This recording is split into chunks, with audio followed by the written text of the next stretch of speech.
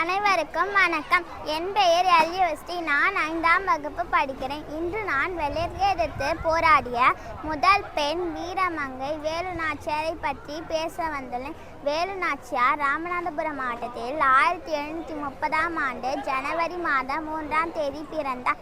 இவர் தந்தையின் பெயர் செல்லமுத்து தேவர். இவர் தாயார் பெயர் சந்தாந்தி முத்தாள் ஆவார். இவர் சிறு வயதிலேயே கல்வியிலும் கலையிலும் சிறந்து விளங்கினார். இவரை ஆண்மகனை போன்று வளர்த்தனர். வேலு நாச்சியார் அம்பு விடுதல், ஈட்டி எய்தல், குதிரை ஏற்றம், யானை ஏற்றம் போன்ற கலைகளை சிறு வயதிலே கற்றுக்கொண்டார்.